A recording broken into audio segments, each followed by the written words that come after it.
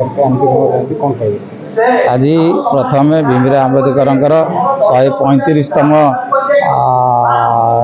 जन्म उत्सव अशेष अशेष श्रद्धांजलि ज्ञापन करुच्ची पुष्प श्रद्धांजलि अर्पण करुच्ची। आज ये जो दलित विकास मंच तरफ जो आयोजन करा जन्म जयंती स्वागत जनाऊँगी।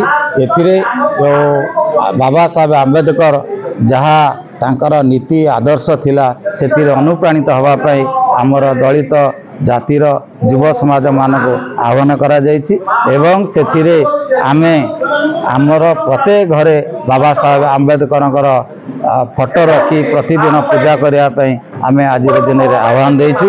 तेणु आज हूँ महाविषुव संक्रांति ओडिया नववर्षर नूतन वर्ष एवं हनुमान जयंती यही अवसर में मु जिलावासी मानक स्वागत जनाऊँगी और धन्यवाद कृतज्ञता ज्ञापन करुच्ची।